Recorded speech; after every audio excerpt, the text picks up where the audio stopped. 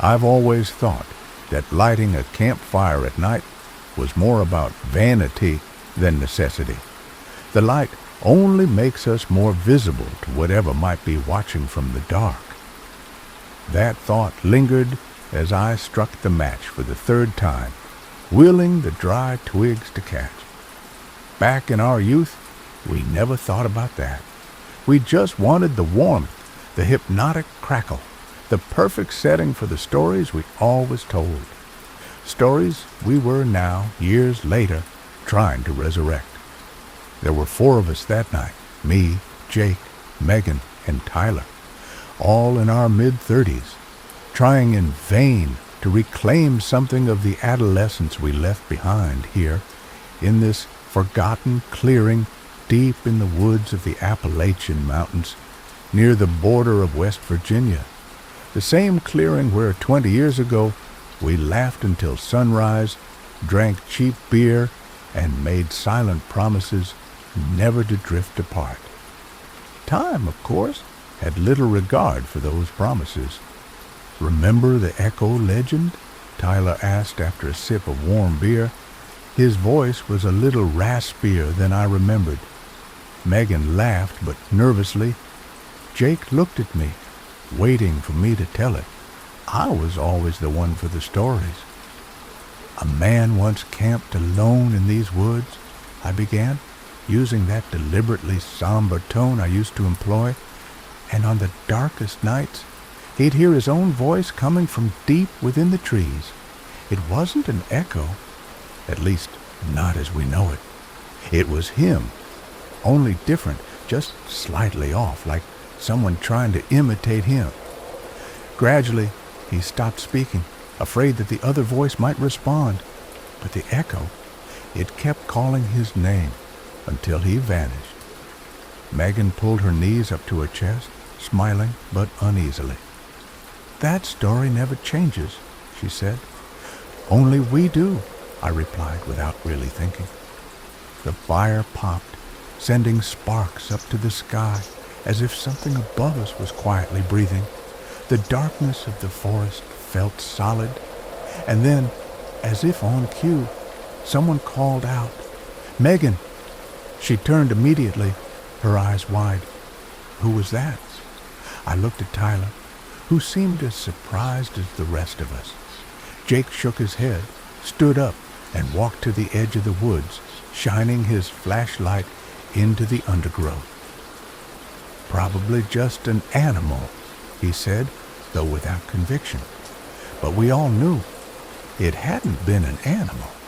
It had been Megan's voice, identical, but there was something wrong. A minuscule flaw, almost imperceptible, like a breath taken at the wrong time, a note slightly off-key. "One of you screwing with me, right?" Megan asked, irritation creeping in. We all shook our heads in unison. The night grew heavier after that. The fire seemed to burn lower, though I knew I hadn't put in any less wood. Every crack in the forest made our eyes lock silently. And then it came again. "Tyler!" It was his voice, but he was right there, sitting beside me perfectly still. Tyler paled, like someone seeing a reflection that doesn't quite follow your movements. "This isn't funny," he muttered, more to himself than to us. Jake tried to rationalize, as he always did. Someone must be nearby, hiding. But none of us moved to check. The truth was, none of us wanted to go out there. The fire crackled, the insects droned, and I began to realize that the real fear wasn't of being watched, but of being replicated. That something could imitate us, maybe even better than we could. The third voice came less than half an hour later. Jake. He dropped the flashlight onto the ground as if its weight had become unbearable, and I swear, for a few seconds, couldn't breathe, anticipating that inevitable moment when I'd hear my own voice calling out from the darkness. The minutes stretched, bloated by an unnatural quiet, No one spoke. We barely breathed. The fire's glow turned weak and uncertain, casting long, distorted shadows that flickered against the trees like puppets, jerking on broken strings. That's when I heard it. My name. Not shouted, not whispered, simply spoken, as if in passing, but unmistakably me. The voice came from somewhere behind us beyond the circle of light, but it wasn't just the sound that froze me, it was the subtle wrongness. The vowel stretched just a fraction too long, the consonant clipped in a way I never pronounced it. I swallowed hard, but my throat was dry as ash. I heard it too, Megan said, her voice brittle. Jake stood up, the first among us to make a move, but there was nowhere to go. The clearing was surrounded by nothing but dense blackness. The thought hit me then. What if this place wasn't a sanctuary from the world, but a trap, a stage designed to amplify our own sounds, to feed them back to us in new, disfigured forms? Tyler broke first. "I'm out of here," he said, grabbing his backpack and kicking dirt over the fire, sending up a choking cloud of smoke. None of us stopped him. We should have. He barely got 5 steps before we heard it again. Tyler, but this time the voice wasn't calling from the woods. It was from the direction he was heading. He froze, turned to look at us, and then, I can't explain it, he walked straight into the trees, disappearing without a sound. We called after him, but nothing answered. The fire sputtered out completely then, and the dark swallowed everything. For the first time, I understood that we weren't alone. We weren't even ourselves, not entirely. Something else was here, not hunting us, not even threatening us, just mirroring. Megan was shaking, clutching Jake's arm so tightly I could hear her knuckles crack. And then, as if scripted by something outside of us, I heard all our voices at once, overlapping like a broken recording played too many times. Megan, Tyler, Jake, my name. The sound stretched and twisted until it became unrecognizable, something beyond human, yet made entirely from what we had given it. We ran, or at least I think we did.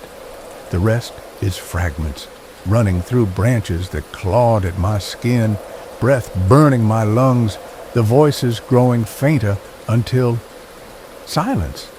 It's been years since that night. We never found Tyler. We don't talk about it. Sometimes I see Megan or Jake at some forced reunion where we carefully avoid discussing the woods or the voices or whether we ever really got out. But I've come to believe something. Maybe what we feared wasn't the echo itself, but the fact that it didn't need us to continue, that the forest had been listening all along, recording, replaying, and that long after we're gone, it will keep calling our names. As Susan Sontag once said, all terror is a form of knowledge. I follow that thought, because now I know sometimes the thing that echoes back isn't just your voice. It's everything you left behind and everything you tried to forget.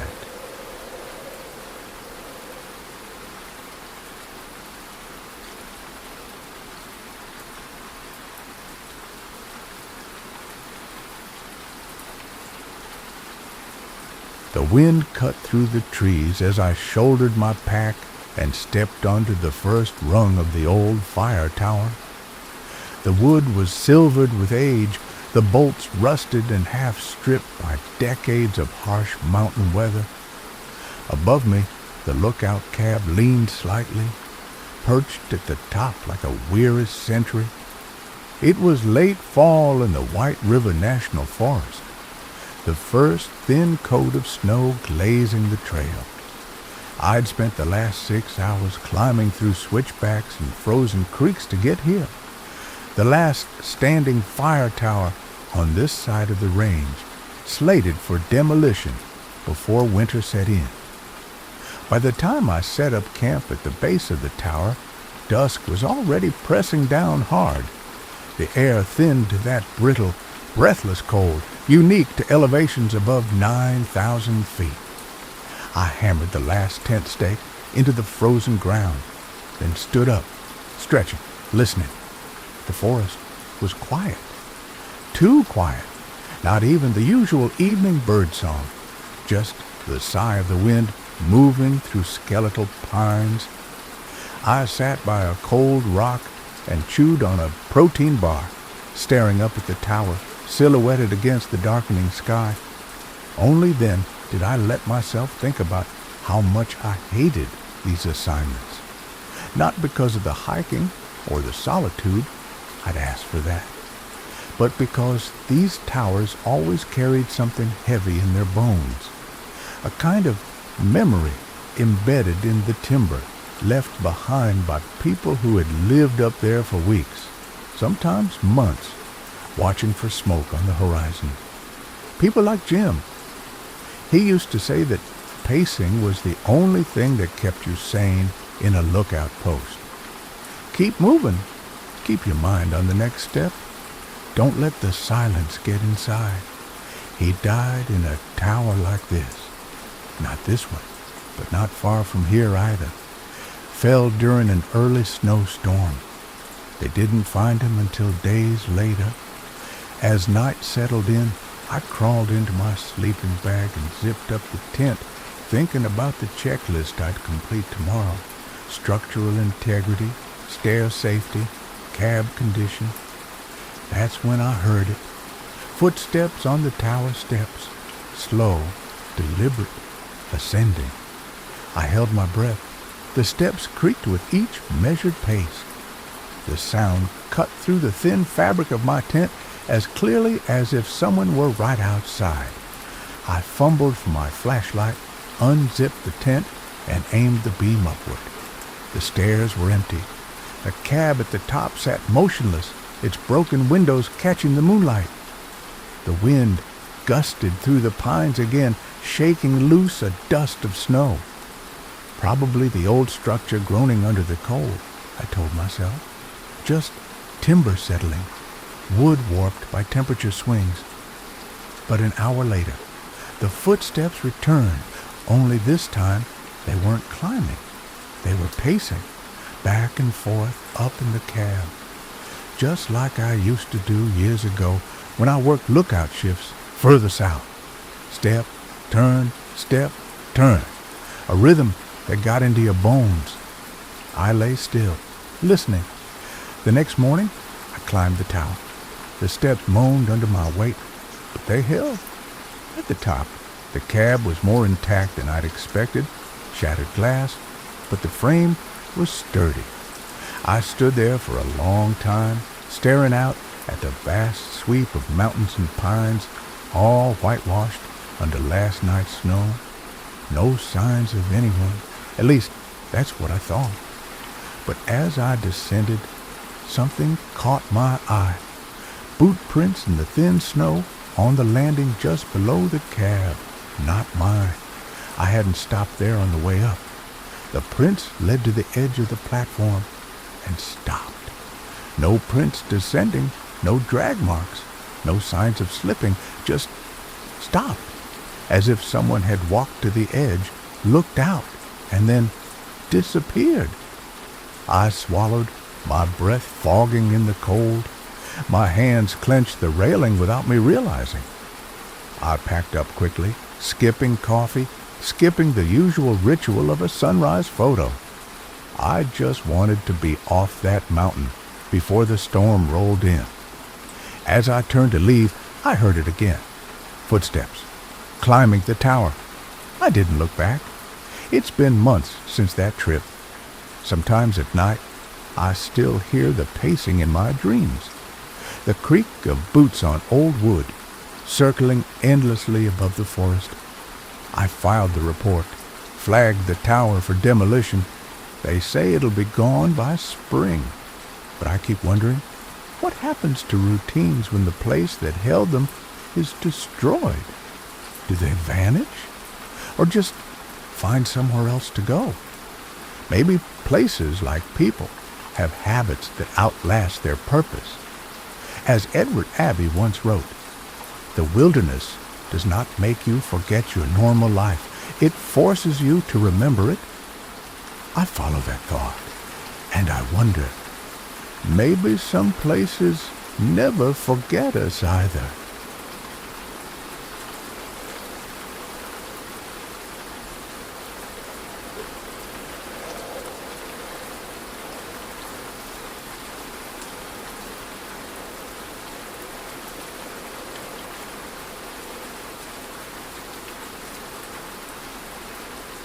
The sun had already slipped behind the barren mountains by the time I pulled off Highway 50 into a dirt turnout.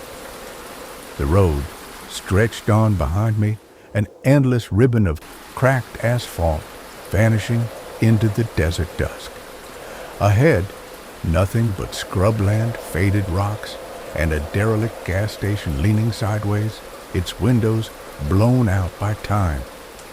I killed the engine and sat there for a minute, hands still gripping the steering wheel. The silence pressed in, thick and absolute. This had seemed like a good idea back in Sacramento, driving solo across the country, clearing my head after Mom's funeral, outrunning the suffocating condolences and casseroles. But now, with night falling fast and my tent barely unpacked, I wasn't so sure. The Great Basin Desert is not forgiven. I pitched my small tent just off the shoulder near the skeletal remains of an old sign that once advertised cold soda. The wind slipped through the metal frame, making it groan faintly as if something large was shifting in the dark. The stars came out in sheets, thick enough to touch.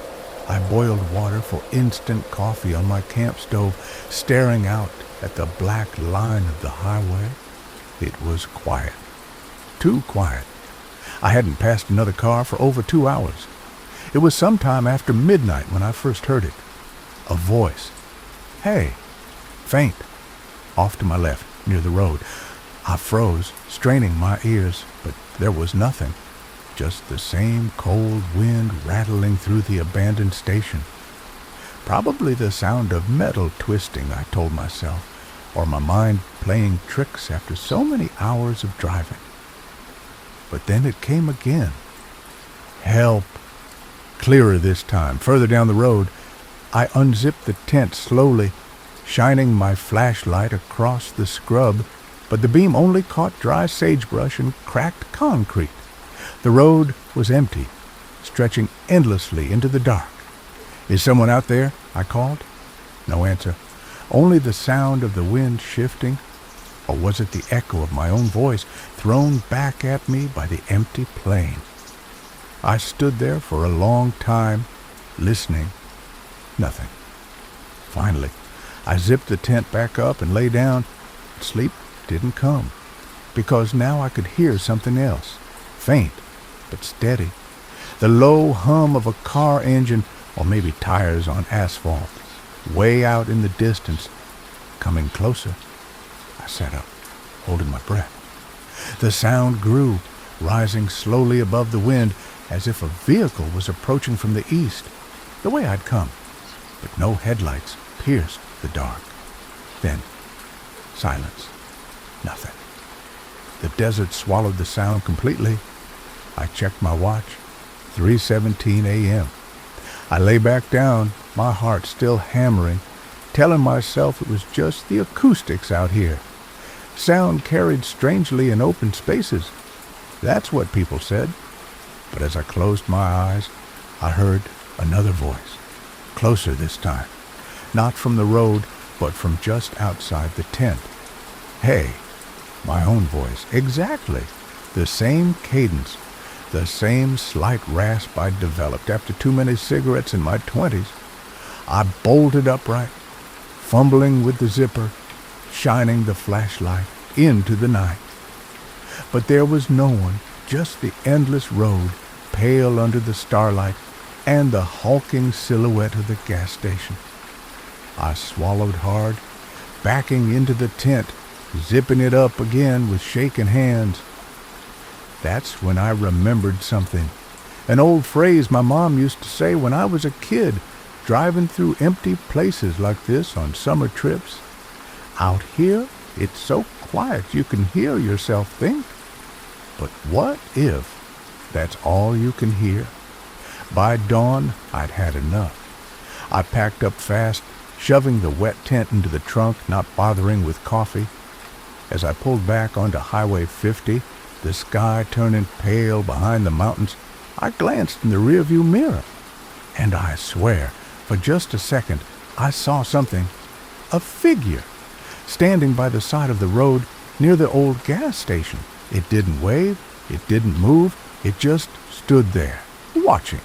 Now, days later, 1,000 miles east, I still think about that night, about the voices, the way they sounded so much like me, or maybe from me. I keep wondering if the desert didn't echo what I said, but what I didn't. All the things I wasn't ready to hear. Like they say, the desert doesn't answer. It just returns. As Joan Didion once wrote, we tell ourselves stories in order to live. I follow that thought, but now I wonder, what if the stories keep going, even after we've driven away?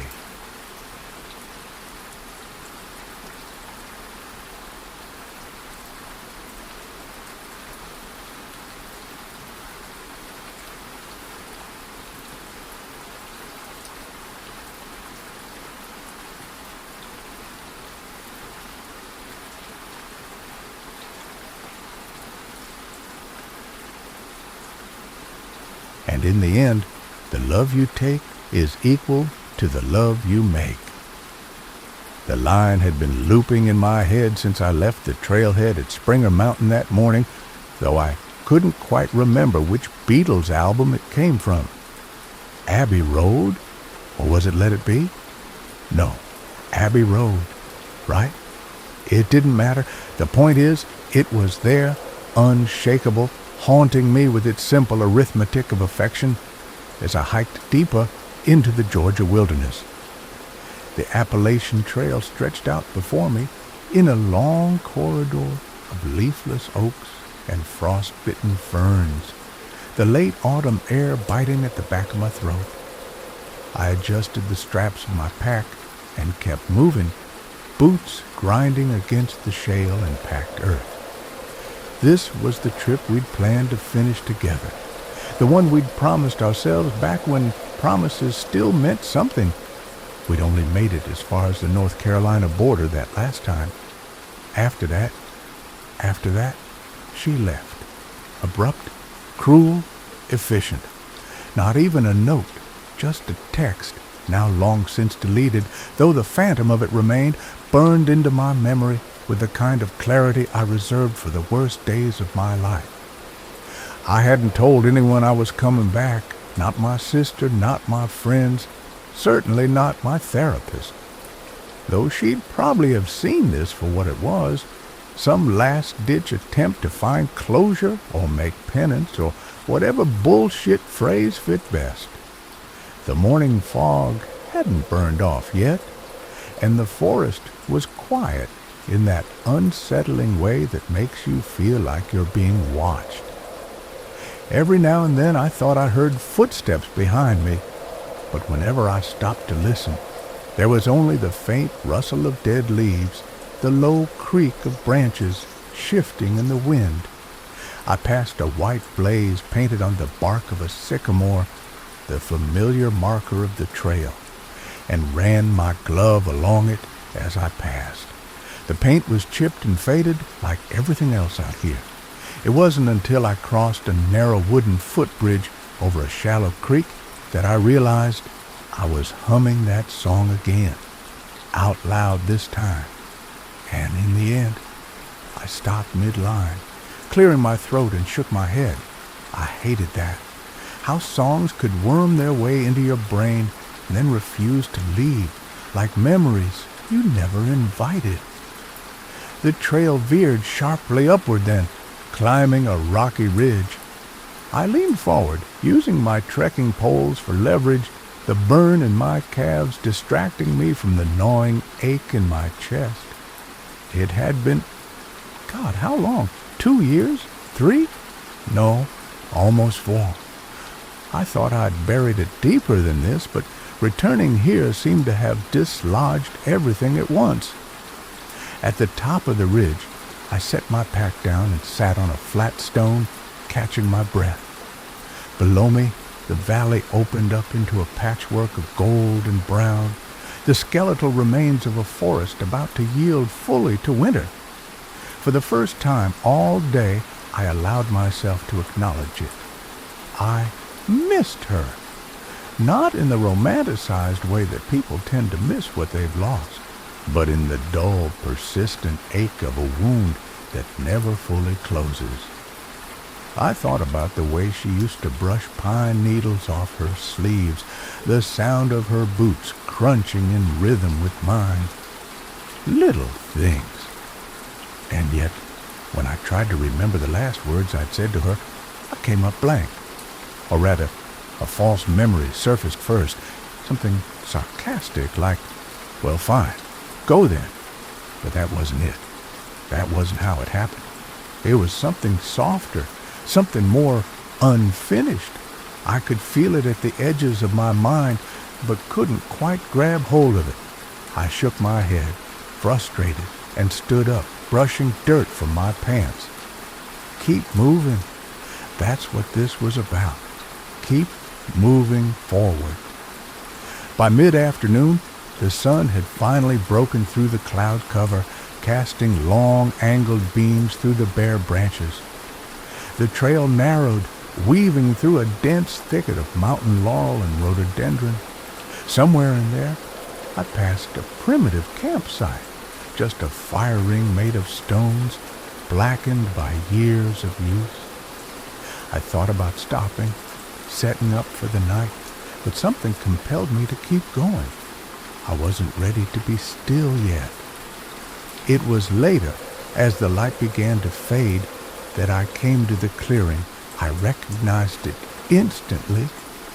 The place where we'd camped last time, where we'd set up the old orange tent she'd insisted on bringing, even though the zipper was half broken.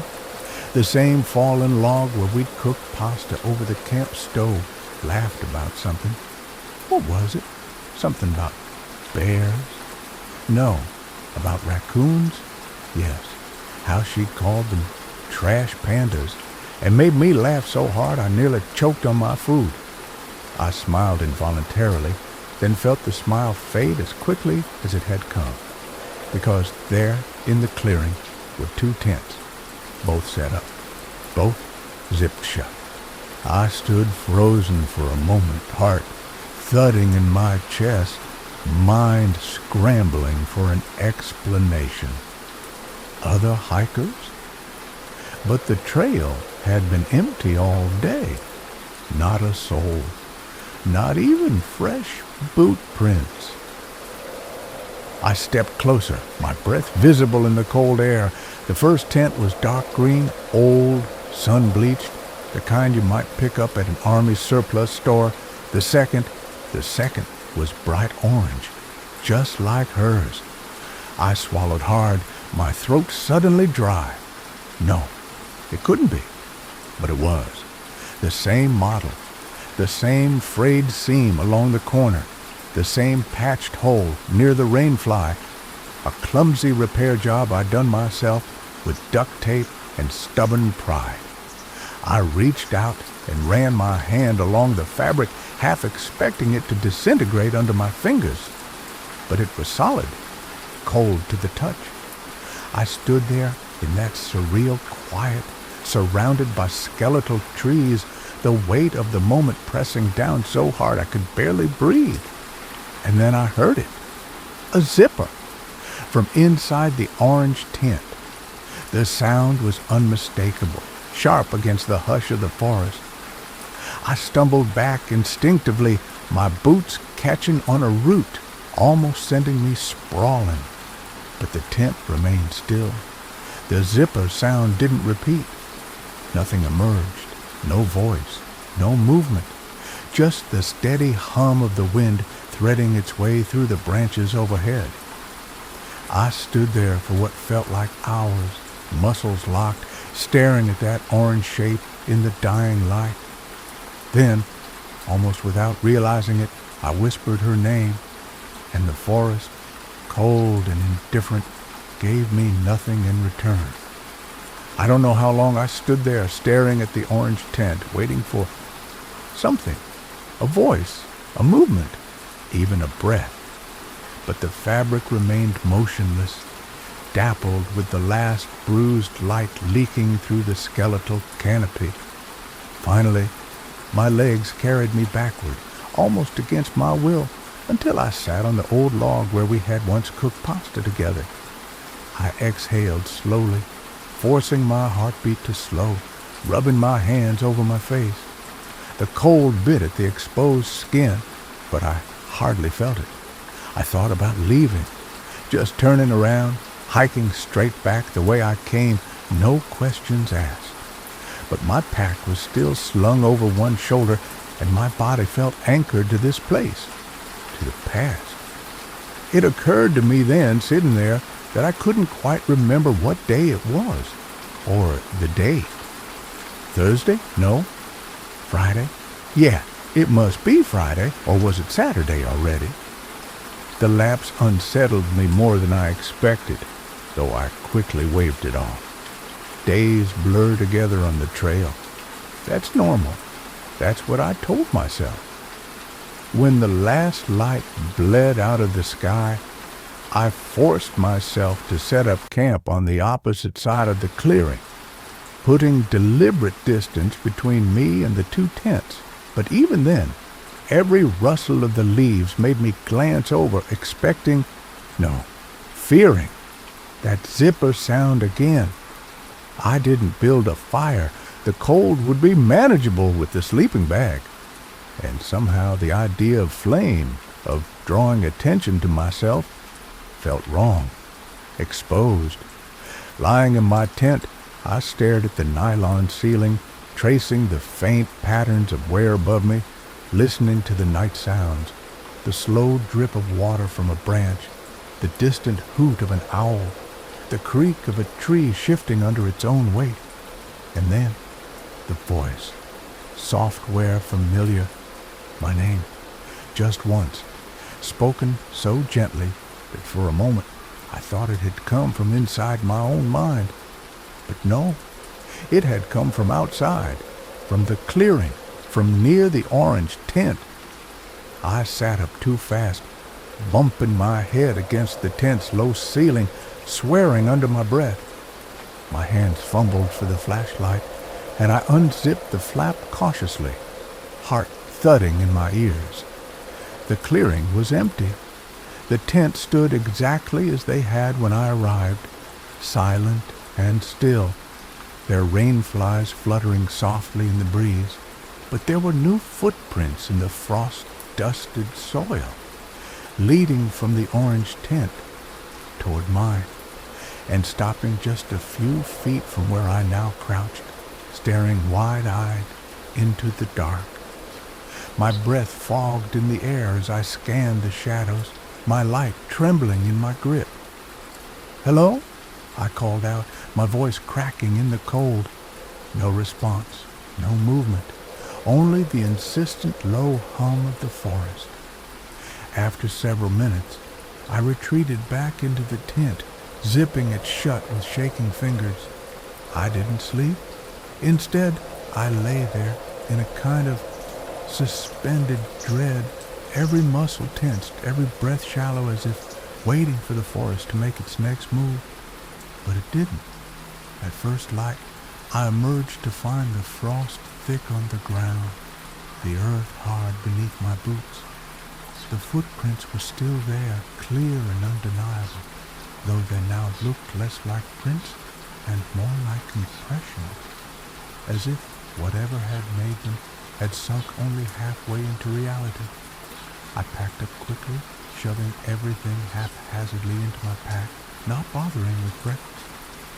My only thought was to get moving, to put as much distance as possible between myself and this place.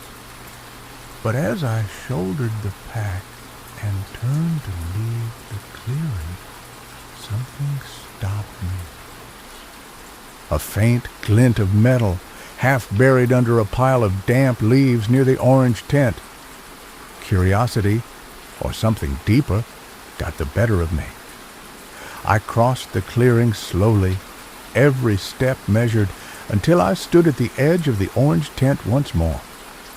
The zipper was still closed, the tent unchanged, except for the object now in my hand, a small tarnished keychain, the kind you get from a national park visitor center. The plastic logo was worn, but I recognized it immediately. Shenandoah National Park. We had bought matching ones on our first backpacking trip together years ago. I'd lost mine somewhere in Maine, but here it was. Or was it hers? I turned it over in my palm, the cold plastic biting into my skin. That's when the realization, slow, creeping, inevitable, began to loom, not just about the keychain, but about everything. The trail, the tents, the voice, the footprints, the last memory I'd been clinging to, of her leaving me, of me alone, finishing the hike without her, angry and heartbroken, started to dissolve, slipping through my mental fingers like water, because it wasn't true. She hadn't left, we hadn't argued, we had died together. The fragments came back in a rush, the icy curve of the mountain road, the headlights swinging wildly, the sudden absence of control, her hand reaching for mine in that last impossible second, and then nothing. Or, no, not nothing. This, the trail, the hike we never finished. I sank to my knees in the cold dirt, the keychain still clutched in my hand, my breath coming in short, ragged gasps. The forest around me remained indifferent, as forests always are. The skeletal trees swayed gently, unconcerned with my revelation, with my belated grief. Somewhere far off, a woodpecker hammered away at a hollow trunk. I stood slowly, feeling more hollow than the tree, and looked one last time at the clearing, at the two tents, side by side, exactly as we must have left them, or never left them at all.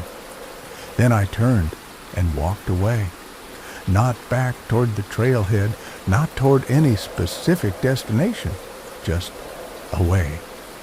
Now, as I try to put these words down, I realize they probably don't make sense to anyone but me.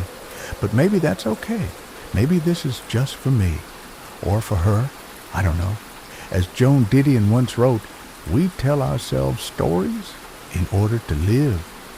I follow that thought, but now I see that sometimes we tell ourselves stories to keep from realizing that we've already stopped living.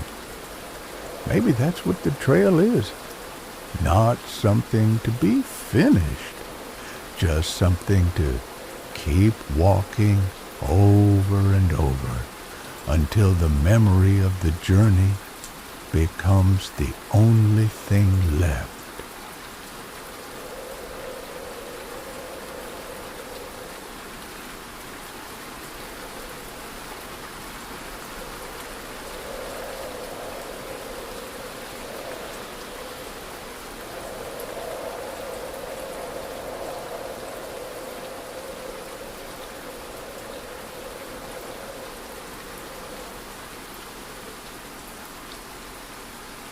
The gravel crunched under the tires as I pulled up beside the cabin, the sound dissolving into the dense quiet of the forest.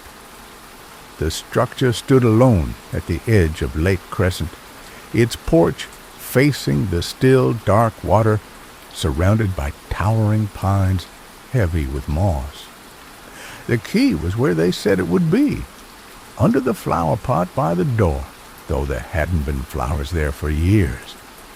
I turned the lock, and pushed the door open, greeted by the faint smell of old wood and cold stone. The cabin was simple, stripped down to essentials: a threadbare couch, a coffee table with a few magazines left by previous guests, their covers curled from damp air. A wood stove sat in the corner, with a neat stack of logs beside it. I left my duffel by the door and walked across the creaking floorboards to the window. The lake stretched out in front of me, smooth as glass, the far shore lost in mist and evergreen shadows. No boats, no docks, just the slow pulse of water against the rocks. This was what I wanted, or thought I wanted: isolation, quiet, the sharp clarity that comes from being far from anyone who might ask how I was doing. The rental agency had left a note on the kitchen counter: "Please remember to bolt the door at night. Bears have been spotted nearby." I almost laughed, as if bears were what I needed to be concerned about. Later, after I'd unpacked and lit the stove, I made tea and sat on the porch, staring at the water as dusk slid over the lake. The surface reflected the last pale strips of sky, orange giving way to gray. Only then, after sitting there long enough that my legs began to cramp, did I let myself admit why I had really come. Not for peace, but because she would have come here. We talked about it, renting a cabin on this lake, hiking the Spruce Railroad Trail, kayaking early in the mornings before the mist burned off, a place where we could disappear for a while, away from everything, but we never did. Life got complicated, and then all at once it ended. Her end, our end. I leaned forward, resting my elbows on my knees, staring at the water, at the faint ripple disturbing its perfect stillness near the far shore. I thought for a second it might be a bird diving or a fish breaking the surface, but when I blinked, it was gone. Just the lake, smooth and dark as before. I sat there until the cold began to settle into my bones, then went inside and bolted the door as the note suggested. Not because I believed a bear would come, but because the act of bolting it made me feel something. Safer, maybe, or more closed off. The wood stove hissed as I fed it another log. I poured a small measure of whiskey into one of the mismatched mugs I'd found in the cupboard, then settled onto the couch, letting the warmth seep into my skin. Only then, in the dim light and steady heat, did I allow myself to think about her more clearly. Her voice, bright and quick, the way she'd always correct my mispronunciations when we hiked. What was the name of that wildflower she loved so much? The one with the little purple blooms along the trail in late spring. Lupine? No, that's not right. Or is it? Yes, lupine. That's what it was. Funny how memory plays tricks, offering the wrong word first, then slowly circling back like it needs to make sure you're paying attention.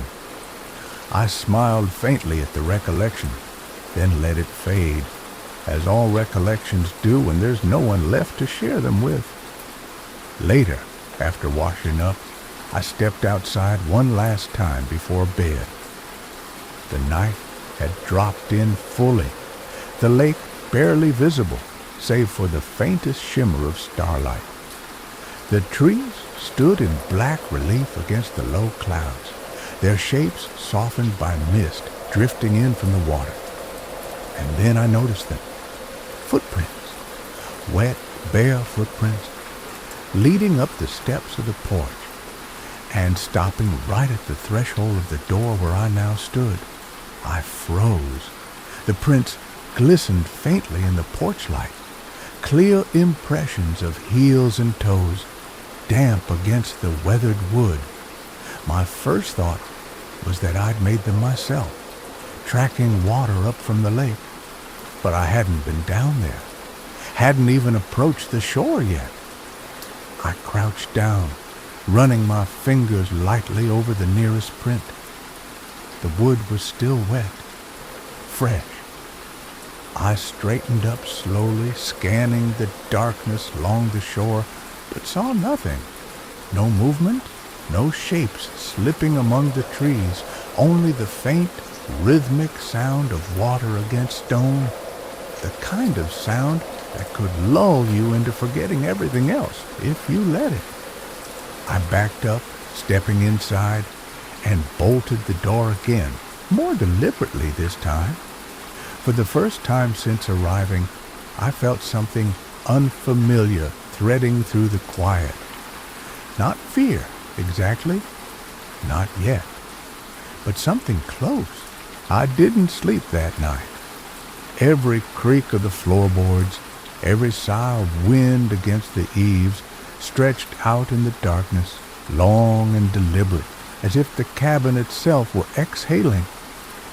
At some point, I don't know when, I thought I heard it again, the faint sound of footsteps on the porch, slow, measured. But when I summoned the nerve to peek through the curtain, the porch was empty. The footprints, however, remained.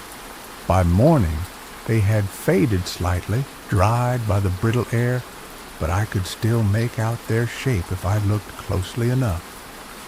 I made coffee on the small propane stove, but barely touched it. My appetite had drained out of me, leaving only a tight ache in my chest, as if something were sitting on my ribs.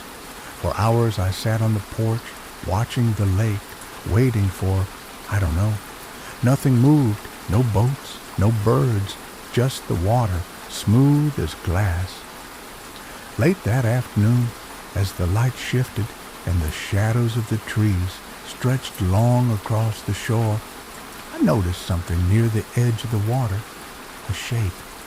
At first, I thought it was a log, or maybe a pile of driftwood washed up in the night. But as I squinted, the shape clarified. A pair of footprints, not on the porch this time, but at the shoreline, bare, just like the others, leading out into the water and then stopping. I stood up, the chair scraping loudly against the porch planks, but I didn't care. My boots hit the dirt path hard as I made my way down toward the shore.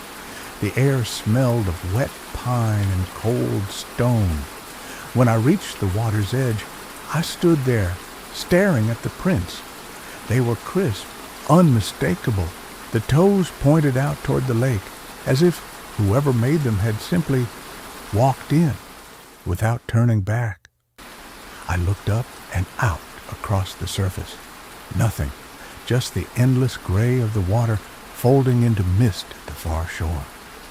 The stillness was so complete that for a moment I wasn't sure I was even breathing. I took a step closer, the water licking at the tips of my boots, and then I remembered. Not in fragments this time, not in half-formed flashes of grief and guilt, but fully. The canoe. That morning, the light mist on the lake, the paddle slicing through the water, her voice laughing just before the sudden shift, the cold flood, the sharp panic, the water pulling us under before either of us could shout, before either of us could say goodbye. I staggered back, as if the memory itself had reached out and shoved me. I must have sat there on the shore for hours, my jeans soaked, my hands clenched into the damp sand, before I finally stood and walked back up to the cabin. Inside, everything was as I had left it. The half-empty mug, the blanket folded on the couch, the faint smell of smoke from the night before. But it all felt different now. Not like a place I was visiting, more like a place I had never left or couldn't leave. I sat on the couch, staring at the wood stove, now cold and gray, and I realized, in a way that I couldn't deny anymore, I hadn't come here to escape anything. I had come here because this was where I had always been. Ever since that morning, ever since the lake took us both. The idea of going back, of leaving, suddenly felt absurd, like trying to step out of a photograph. Instead, I stood and walked to the window, looking out one last time at the water, at the mist curling along the far shore. I thought about how still it was, how deceptively calm, and I wondered how long I had been standing there, trapped in this loop of remembering and forgetting.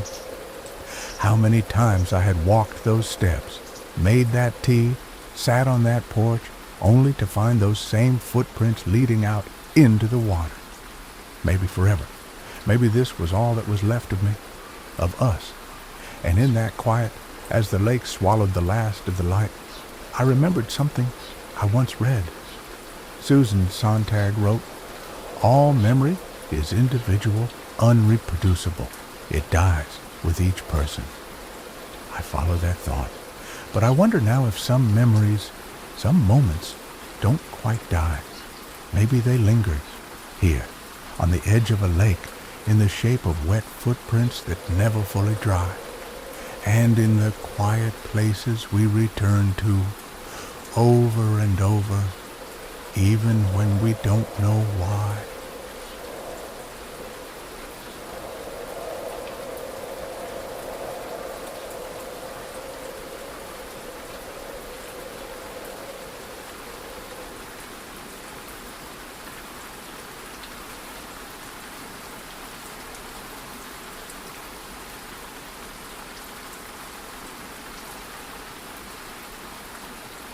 The trailhead sign was older than I remembered, the paint cracked, the wood splintered at the edges, as if the mountain itself had been slowly reclaiming it over the years. I adjusted the straps of my pack, tightened the buckle across my chest, and looked up at the first switchback of the hunt trail, winding its way toward the summit of Mount Catoctin. The air smelled sharp, like pine needles crushed underfoot, mixed with that faint mineral tang of distant snow. Somewhere up there, above the tree line, the ice hadn't yet melted from last week's storm. This wasn't supposed to be a solo hike. We had planned it together, me and Sam.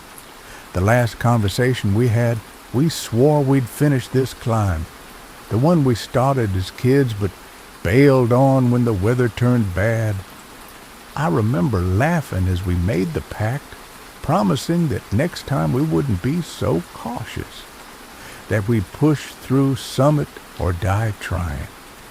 I shook my head at that now, tightening my grip on the trekking poles. Summit or die trying. Not exactly funny anymore. The first mile was familiar, the trail wide, packed with years of boot prints, cutting through spruce and fir, their branches closing in overhead like a cathedral ceiling. My boots crunched over the gravel, and every so often I'd spot the white blaze painted on the bark, the official marker of the Appalachian Trail as it neared its northern terminus. But then I noticed something else. A small, rough arrow scratched into the granite at the base of a boulder, barely noticeable unless you knew where to look. Sam's signature trail mark. We'd used it for years on backcountry hikes, chalk or knife depending on the rock, to point out tricky spots or safer routes. I stopped, frowning at the arrow. It was fresh, the line sharp, unweathered, but that didn't make sense. Sam wasn't here. He hadn't been here for months. Not since the accident at the mill, when a steel beam had snapped loose, killing him instantly. I stood there longer than I should have, staring at the mark, until a gust of wind pushed me to keep moving. The climb steepened quickly after that, the trail weaving through exposed granite slabs and wooden ladders bolted into rock faces slick with moss. I focused on my breathing, on the rhythm of my steps, trying not to think too much. But then there was another arrow, this one on a flat stone just past the tableland, the windswept plateau before the final ascent.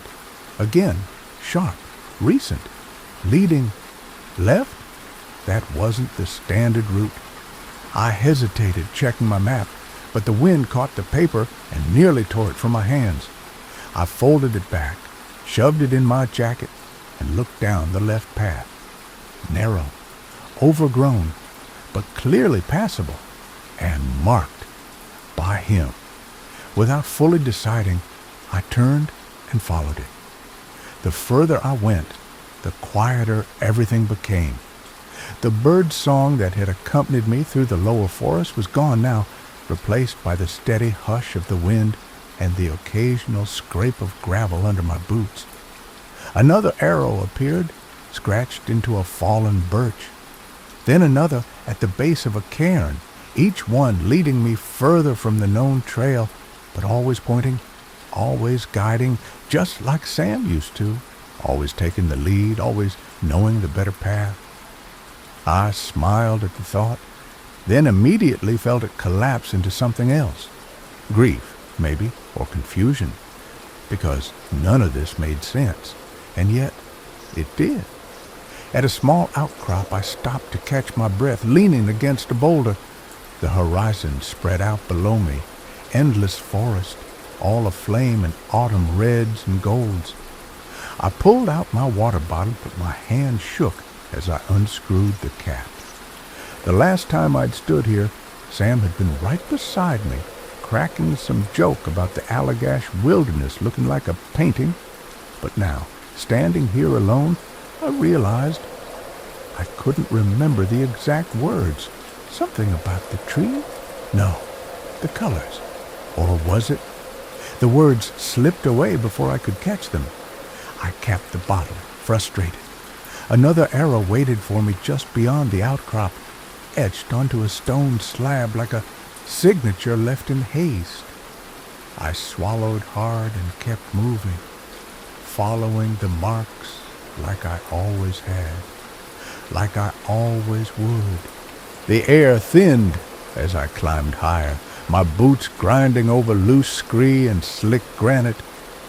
The white blazes of the official trail had long disappeared behind me, replaced only by the rough arrows scratched into stone and bark, leading me upward through a path that felt not hidden exactly, but personal, as if it had been made for me, by him, by Sam. The wind cut sharper now, carrying the faint scent of ice from the summit above. I tightened my jacket around my chest, ducking beneath a gnarled branch that leaned out across the narrow path. Another arrow, etched into the side of a boulder pointing forward. I followed it. The terrain grew steeper, the rocks larger, requiring me to scramble on all fours at times, my pack catching on jagged edges. But I didn't stop, couldn't stop. Not with the arrows guiding me, always forward, always higher. At some point, I don't know how far from the summit, I realized I hadn't seen any signs of other hikers all day. No footprints, no gear, no voices carried by the wind. Just me and the arrows. At a narrow ledge, I paused to catch my breath, leaning my back against the cold rock. The valley stretched out far below, an ocean of autumn color, but I barely noticed it. My pulse thundered in my ears. I took a long, steadying breath, then turned the corner, and there it was, the final arrow, etched deep into a flat slab of granite, its point aimed straight toward a narrow gap between two massive boulders. Beyond them, only mist and silence. I hesitated for the first time. Something inside me, something instinctual, told me to stop. But the other part, the part that had always followed Sam, pushed me forward. I squeezed through the gap, my shoulders brushing against the cold, unforgiving stone. On the other side, the mist thickened, curling around me like a living thing. I could barely see a few feet ahead, I moved slowly, placing each foot carefully until I realized the ground wasn't solid anymore. It sloped sharply, and then nothing. I was falling, the world tilting violently, the sky and earth spinning into one another, the sharp crack of my body hitting stone, the wet, metallic taste of blood in my mouth. Then darkness. When I opened my eyes, everything was quiet. The mist still swirled gently around me, the cold seeping deep into my bones. I tried to move, but my body wouldn't respond. Couldn't respond. My head lolled to the side, and there, barely a few feet away, I saw it. An arrow scratched into the stone beside me, not pointing forward this time, but circling back, as if telling me to turn around, to retrace my steps. But I couldn't. Not now. Not ever. And then it came. Not a sound, but a knowing. A memory, not fragmented, not hazy, but clear. The fall. Not today, not now, but weeks ago, maybe months. The search crews combing the mountain calling my name. The reports. Missing hiker presumed dead after falling from ledge on Mount Katahdin.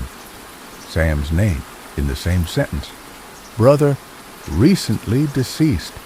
The headlines blurring together, and I realized I had been here ever since, following marks that weren't made by him but by me, by the part of me that couldn't let go, that needed to keep walking, keep climbing, keep following the arrows even when there was nowhere left to go. Now, as I lie here, the mist thickening around me, I wonder how long I've been tracing this path, how many times I've climbed this same trail, followed these same marks, only to end up here again, at the same ledge, the same fall, the same stone. And I think of something Sam used to say on our hikes, usually when we got lost or doubled back on ourselves.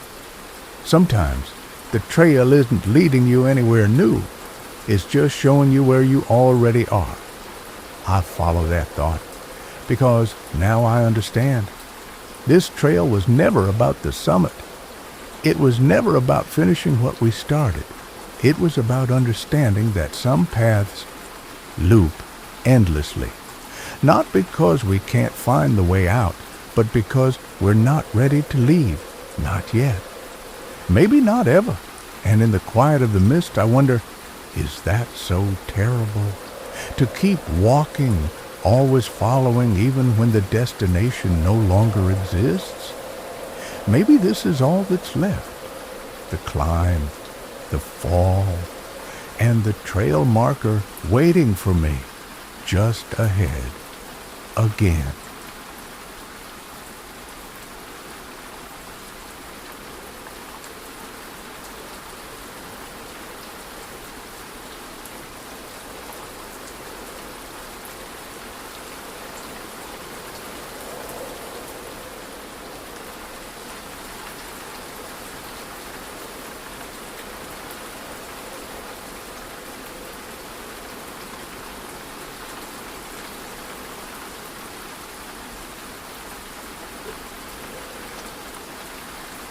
I didn't come here looking for anyone.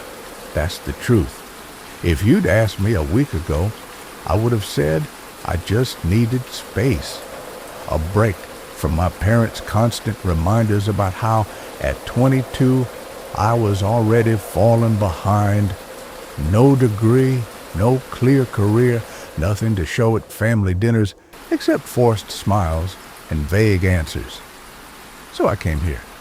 A small, mostly forgotten state park in Colorado, pitching my tent in the cheap dirt of Site 15, surrounded by nothing but wind-bent pines and the static hush of distant rivers, and him, the man at Site 14. I noticed him right away. How couldn't I? A lean figure, always sitting by the picnic table back to me, hat pulled low. He didn't move much. Didn't light a fire at night, didn't seem to set up or take down anything, just sat there. At first I told myself it was fine, People camp alone all the time. I was here to mind my own business, to breathe without someone asking me about grad school or internships or what my plan was. But then the little things started piling up. On the first night, I heard footsteps around my tent. Not animal sounds, but deliberate steps, like someone circling, stopping just by the thin nylon walls before moving on. I lay there, frozen, my hand gripping the zipper. Should I have called out? Should I have opened it, risked looking out? What would you have done? Stayed quiet, hoping it wasn't real, or confronted whatever was out there in the dark? I didn't move. I couldn't. By morning, everything looked normal again, my camp untouched. But when I glanced over to Site 14, there he was, sitting just as before, facing the lake, his shoulders hunched as if weighed down by something I couldn't see. Maybe I should have gone over, introduced myself. Isn't that what people do out here? But I didn't. I told myself it wasn't my business. Yet every night after that I heard the sound again, branches snapping too close, gravel shifting under boot soles, the unmistakable cadence of someone walking just outside my camp. Why didn't I leave? I could have packed up, driven back to the safety of noise and schedules and expectations, but I stayed, partly out of stubbornness, partly curiosity. I began watching him more closely. From a distance, yes, but I noticed the details. How he never cooked, never lit a lantern, how he sat long after the sun had dropped, even when the cold seeped in like smoke under a door. And the most unsettling thing, his hat never moved, his posture never changed. Have you ever seen someone sit so still they might as well be part of the landscape? It gets into your head, makes you question if they're really there, or just some trick of the light filtered through the trees. By the fourth morning, my nerves frayed, I decided I'd had enough.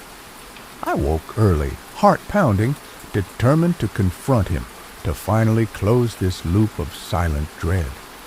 But when I unzipped my tent and stepped into the brittle dawn air, Site 14 was empty. No tent, no picnic table clutter, no tracks in the dirt. Nothing but two faint impressions in the ground where someone or something had once sat. I stood there for what felt like hours, my breath fogging in the cold. Where had he gone? No vehicle had passed in the night. I would have heard it.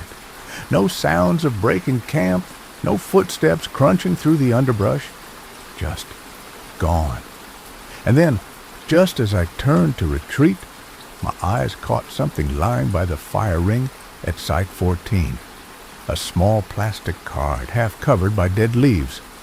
I knelt, brushed it off, heart thudding. It was a driver's license. The photo, a man with a tired smile, eyes slightly downcast, wearing a hat just like the one I'd seen all week. The name meant nothing to me, but the date did. Date of death. 3 years ago.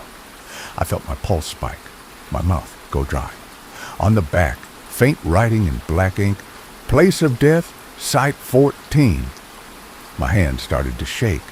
I looked up, scanning the empty campsite, the silent woods beyond. Had I been watching a ghost, or worse? Had I been watched by something that wasn't supposed to be here anymore? And you? What would you have done in that moment? Run, or stayed, as I did, rooted to the earth, unable to accept that everything I'd seen, everything I'd feared, might have been real? I don't know how long I stood there, gripping that weathered license like it could explain something, anything. The name kept repeating in my mind, meaningless and yet familiar, like a song you've heard in the background all your life but never bothered to learn. 3 years, He'd been dead for 3 years. So then, what had I been seeing? Who had I been hearing at night, circling my tent, standing in that same rigid pose by the lake every evening? And then there was that deeper question, the one that still wakes me up at night. Why did he choose to show himself to me? Why not the hikers before me? Why not the family that, according to the logbook at the ranger station, camped here last week? Unless they hadn't seen him. Unless I was the only one who had. Would you have stayed? Would you have packed up and bolted, leaving that license buried under the leaves for the next poor soul to stumble upon? I should have, but I didn't. Instead, I walked slowly back to my own campsite at Site 15, my hands cold, my mind colder. The air had shifted. The birds had gone silent. Even the breeze through the pines sounded different, thinner, like breath being sucked out of the forest, one long, slow exhale at a time. That night, I didn't bother with a fire. I sat by my tent, staring across at Site 14, now just a patch of disturbed earth framed by the fading glow of the moon. I kept waiting for him to return, for the shuffle of footsteps, for the figure in the wide-brimmed hat to resume his place at the table as if nothing had changed. But he didn't, and that somehow was worse, because it meant the show was over. The role he had played for me, was finished. And now I was left with the unbearable fact that I had seen something that I wasn't supposed to see. Do you know what that does to a person? To know that reality is more fragile than you've been led to believe, that there are cracks wide enough for something or someone to slip through? For days after I left the park, I couldn't stop asking myself, why was he still there? Was it unfinished business, loneliness, or just habit?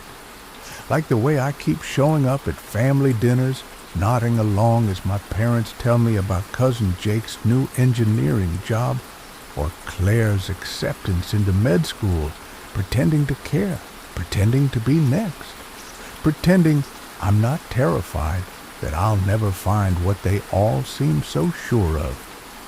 But maybe that's the truth, the one I didn't want to face until I stood at Site 14 with that license in my hand. Maybe life isn't about finding your path before it's too late. Maybe it's about realizing that, for most of us, it's already too late, that we're already ghosts going through the motions, setting up our little campsites in the wilderness, hoping someone will notice us before we disappear completely. Do you ever think about that? How close you might already be to the life you swore you'd never live? To the death you've convinced yourself is still so far away? I do now, all the time. Because the man at Site 14 wasn't just a ghost. He was a mirror, a warning that if I kept waiting for my life to start, for the job that felt right, the purpose that made sense, I might wake up one day to realize that I'd been sitting still for years, just like him, while the world quietly moved on without me. And then someone, someday, would find my license under a pile of leaves, and they'd ask the same questions I'm asking you now. What would you do if you knew your time was already up? Would you keep sitting there waiting? Or would you finally stand up, walk away, and risk getting lost, just for the chance that somewhere out there there's more than this? I still don't know the answer, but I know one thing. I'm not going back to Site 15. Not ever.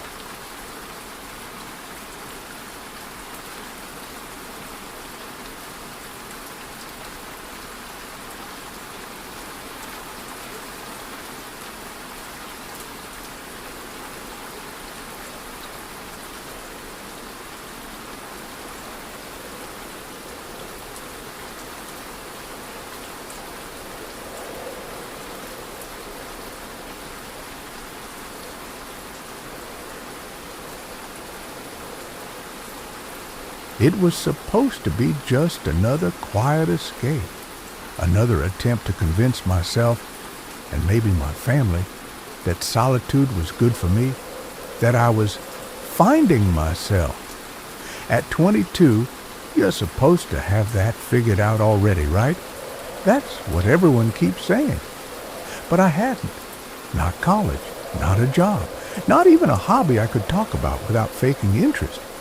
So I went camping, alone, somewhere in the dense sprawl of the Willamette National Forest, where the air smells permanently of wet cedar, and the ground is so soft with needles that your footsteps vanish behind you. I'd been there 2 days when I found it. The tent. It was off-trail, just beyond a stand of moss-covered firs, tucked into a small clearing I only noticed because a crow startled from one of the branches above. At first glance, it looked like someone was still camping there. The tent was upright, taut, no signs of collapse or decay. A small fire pit sat nearby, half encircled with stones, and inside it, faintly glowing embers. Fresh. Someone had been there. Maybe still was. But where? I called out. Hello? No answer. Would you have gone closer? I did, partly out of curiosity, partly, I don't know, something else. A pull.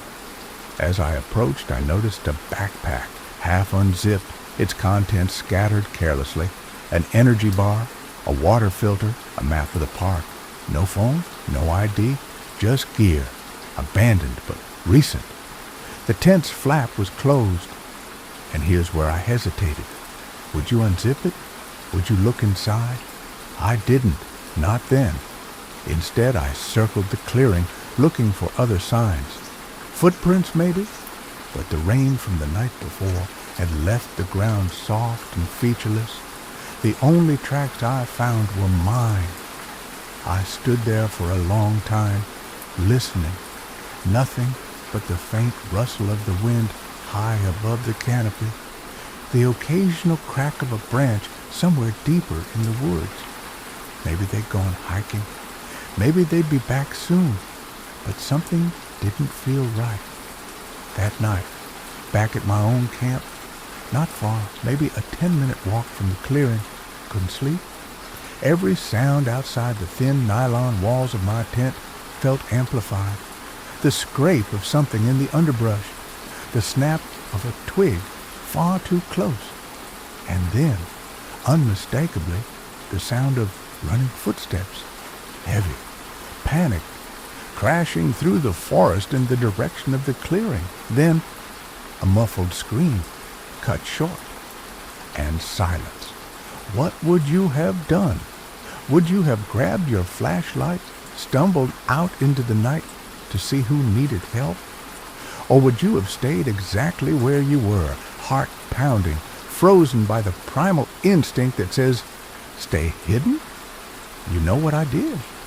I stayed, paralyzed.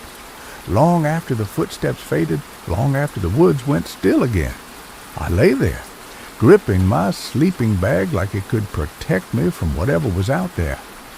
By morning, it was almost easy to tell myself I'd imagined it.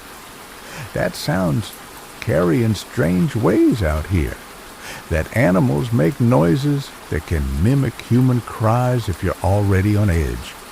Almost, but not quite, because when I went back to the clearing, everything was exactly the same. The tent, the fire pit, the scattered gear, except for one thing. Just beyond the fire ring, partially hidden under a fan of fern leaves, there was now a dark stain on the earth, and next to it, a broken bracelet, delicate, beaded, with a small silver charm shaped like a leaf. It didn't belong to me, and I was almost certain it hadn't been there the day before. What would you think standing there? Would you try to rationalize it? Tell yourself it could be anything, anyone? Or would you feel that cold certainty creeping up your spine that something terrible had happened here, and you had been just close enough to stop it, but hadn't. I didn't tell anyone. Not then. Not when I packed up my own camp later that day. Not when I passed the ranger station on my way out, offering only a casual nod to the guy behind the desk, and definitely not to my parents, who still think I spent that weekend recharging, getting in touch with nature like they always tell me I should. But I couldn't stop thinking about it. The tent, the screen, the stain, the broken bracelet still in my pocket because why did I take it? I don't even know. Would you have? Or would you have left it there, like a respectful boundary between yourself and whatever violence had taken place? But I couldn't, because once you hold something like that in your hand, something real, physical, indisputable, you can't pretend you didn't hear what you heard or feel what you felt. You can't tell yourself it was just your imagination. Not anymore. Days later, back home, I finally looked up the park's official page, not expecting anything, honestly, but there it was. Missing person alert. Kayla Henderson, 24, last seen camping near Willamette National Forest. Her photo, bright eyes, a kind smile, a delicate silver leaf charm around her wrist. The same one that now sat on my desk beside my keys. And here's where everything inside me collapsed, because the timeline matched. She had been there while I was there. The screams I heard, they were real. She was real, and I had done nothing. Would you have forgiven yourself? Would you be able to sleep knowing that a thin layer of fear had kept you zipped inside your tent, safe, while someone else died alone in the woods? Or would you carry it, like I do now, every single day? The official report says they found her body 3 days after I left, less than 100 yards from the clearing, a shallow grave, barely concealed by leaves. They never found whoever did it. Maybe they never will. And every time I replay that night in my head, I hear it all again. The running, the scream, the abrupt silence. But most of all, I hear myself, lying there, doing nothing, frozen, safe. And then I think about that lyric. You know the one, from Blink 182, the song I used to blast in my car on the way to camping trips, back when I thought isolation was about peace, not paralysis. Don't waste your time on me, you're already the voice inside my head. Yeah, she is, every night. Her voice, not screaming now, but asking the same question I keep asking myself. Why didn't you come? And what would you say to her? What would you say to me? That I should have risked it, grabbed my flashlight, my knife, anything, and run into the woods, even if it meant I wouldn't be here now to tell the story, or that I did what anyone would do, survive. I don't know anymore, and I don't think I ever will, because here's the truth. No one tells you when they talk about nature being pure or healing. It doesn't care. It doesn't pick sides. It doesn't judge you for running or for staying. It just watches silently, like the trees around that clearing, standing sentinel as I lay in my tent, listening to someone else's life end. So now, when people ask why I stopped camping alone, I just shrug and say I outgrew it. But that's not true. I didn't outgrow it. It grew inside me, and now it's part of me. Like her voice, like that song, like the bracelet I can't bring myself to throw away. And maybe that's the worst part. Not that I didn't act, but that I still don't know if I should have. Would you? Would you really?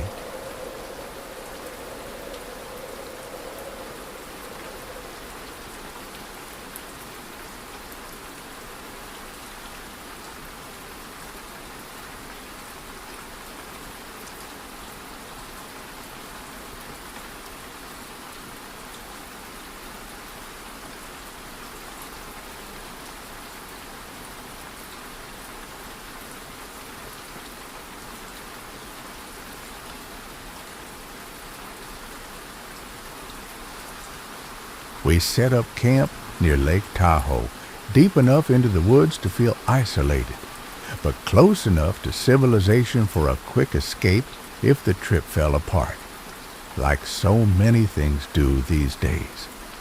It was supposed to be one of those bonding weekends. You know the kind. Escape the world, leave the phones off, drink cheap whiskey by the fire, tell the stories we'd forgotten we even knew. There were 4 of us, but I never really fit in with the other 3. They were more decisive. Careers in motion, relationships secure. Me? Just 22, working part-time at a coffee shop, telling my parents I was figuring things out. They didn't believe me. Not sure I did either. The first night was perfect. The usual. Burnt marshmallows, bad jokes, late night swims in the cold lake water. But by the second night, something felt off. Have you ever noticed how silence in the forest doesn't sound like absence, but like something watching? That's what it was. The hairs on the back of my neck rising for no reason I could explain. I brushed it off. Probably just too much whiskey. But then I noticed it. A tent, not ours. About 50 yards from camp, barely visible between the trees, a low dome tent, its rainfly blending in with the brush. Did someone else set up near us? I asked, gesturing through the trees. But my friends just shrugged. Plenty of hikers out here. Maybe, but they didn't seem worried. So I let it go. Would you have? Or would you have gone over, checked it out, made sure no one was creeping around? I didn't, until the 3rd night. It was around 2 a.m. when I woke up, my tent cold, my heart racing for no reason at all. Then I heard it. Voices. Low. Hurried. Not ours. A scuffle. A shout. Then, silence. The kind of silence that presses in on your eardrums until they start to ring. I sat there, frozen, the zipper of my sleeping bag half pulled down, my flashlight still in my hand. Should I have gone out? Would you? I waited, maybe 5-10 minutes, until I heard something. Footsteps. Fast. Crashing through the underbrush away from our camp. And then, nothing. By morning, everything seemed normal again, except it wasn't. When I stepped out of my tent, I saw one of my friends, Eli, standing at the edge of the trees, pale, pointing. We followed his finger to a sleeping bag, unzipped, half folded over something. Someone, a body. The shock hit before the questions could. We stood there in a half circle, all of us, staring at the lifeless figure tucked neatly inside that synthetic cocoon. No one said a word. Not even me. The one always asking the dumb questions. It wasn't one of us. We didn't know this man. Middle-aged, unshaven, a notebook clutched in one hand, pages splayed open, ink smudged from the night dew. Beside him, a small backpack, unzipped, and inside, photographs of us, our camp, our hike, our swim in the lake, all of it, documented meticulously from a distance. When did he take these? How long had he been following us? How close had he gotten without us knowing? And then the question that none of us dared say out loud. Who killed him? We didn't touch anything, didn't even get closer, just stood there like idiots, like scared animals, waiting for someone, anyone, to explain what we were looking at. It wasn't until Eli broke the spell with a shaky, "We should call someone," that we realized the signal was dead out there. Of course it was. We were miles from the trailhead, in a dead zone, no one around for hours in any direction. So we did what you'd probably do. Packed up what we could, left the body untouched, and hiked out fast, barely stopping for water. The whole time, None of us spoke about what we'd seen. The photos, the man, the fact that someone had killed him, because there was no blood, no obvious wound, but you could see it in the way his neck bent unnaturally, the stiffness of his hands. Someone had done this, or had one of us? That's the question that started eating away at me as we walked. Could one of my friends have found him first? Freaked out, lashed out. Would I even know if they had? Would you? When we reached the ranger station, breathless, sweat-drenched, we reported it, gave them the coordinates, described the scene as best we could. The rangers nodded, professional, but clearly unnerved. "We'll check it out," they said. And that was it. They didn't ask us to stay, didn't ask more questions, just thanked us for the report and sent us on our way. It felt unfinished, like waking up from a nightmare but knowing you hadn't escaped it, only paused it. 2 days later, I got the call from a detective, real one this time. He told me the man in the sleeping bag was a private investigator hired by a family in Nevada, tracking one of us. Not me, apparently, but someone in our group.